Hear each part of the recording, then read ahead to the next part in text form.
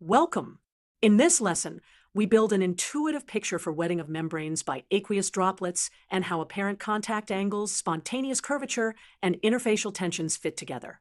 We will compare complete and partial wetting, read a simple phase diagram, and connect angles to membrane tensions. To set the scene, imagine a giant unilamellar vesicle, essentially a spherical lipid membrane.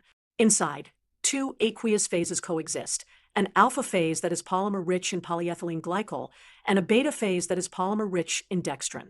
Outside is the gamma phase. When the two droplets meet the membrane, we can observe different wetting morphologies. Here is a simplified partial wetting picture with a contact line on the membrane. We mark the apparent contact angles theta alpha, theta beta, and theta gamma at that line. Complete wetting by the alpha phase means the alpha phase spreads as a film along the membrane and encloses the beta phase. Partial wetting means both alpha and beta touch the membrane along a shared contact line. We will focus on partial wetting because that is where apparent contact angles directly relate to membrane tensions. Here is a simple phase diagram in terms of polymer weight fractions. In the coexistence region, two subregions often appear. Near the critical demixing point, the membrane is completely wetted by the alpha phase, and farther away, both phases partially wet the membrane. A tie line separates complete wetting from partial wetting, marking a complete to partial wetting transition. At the apparent contact line, capillary forces from the water-water interface balance the total tensions of the two membrane segments.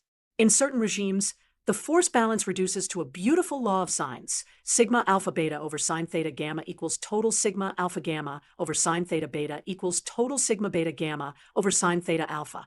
We can depict that balance with a force triangle. We will also display the corresponding equation. This equation lets us infer total membrane tensions from measured apparent contact angles and the water-water interfacial tension. Notice each tension sits opposite the corresponding angle in the force triangle. Now, a remarkable connection. When one membrane segment forms thin nanotubes, its total tension is dominated by spontaneous curvature. In that limit, one can extract the spontaneous curvature of the alpha-gamma segment from angles and the interfacial tension. The result reads m alpha gamma equals minus the square root of sigma alpha beta over 2 kappa alpha gamma times the sine of theta beta over the sine of theta gamma. We display that expression. We will highlight the role of the interfacial tension, the bending rigidity, and the angle ratio. To visualize nanotube formation, imagine the alpha-gamma segment sprouting very thin inward tubes. This typically indicates a large negative spontaneous curvature, favoring bending toward the vesicle interior. Zooming into the true contact line, the membrane bends smoothly, so there is no sharp kink. One then defines intrinsic contact angles, theta star alpha and theta star beta, measured with respect to a common tangent plane. These satisfy theta star alpha plus theta star beta equals pi. Let us depict a tiny zoom near the contact to place the intrinsic angles. A useful relation links the intrinsic angle to the apparent angles and the line tension of the contact line. Here is a compact version involving the cosine of theta star alpha. Finally, how do droplets nucleate and grow at membranes? And how does spontaneous curvature guide budding? With partial wetting, a small alpha droplet forms on the membrane and defines a contact line with a line tension that can even be negative. If the induced spontaneous curvature of the alpha-gamma segment is negative, the membrane prefers to bend inward, forming a spherical in bud that starts as a small-necked bud and then can transition to a short tube. If instead the induced spontaneous curvature is positive, the membrane can engulf the droplet by forming an outward bud, replacing the water-water interface with a closed membrane neck and lowering the interfacial free energy. We will sketch the nucleation and the two alternative budding pathways.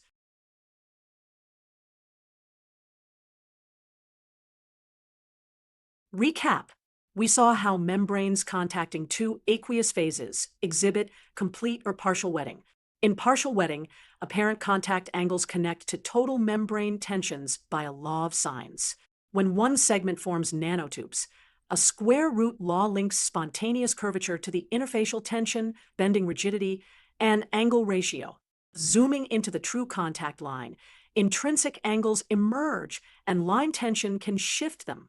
Finally, droplet nucleation at membranes can drive inward or outward budding depending on the sign of spontaneous curvature.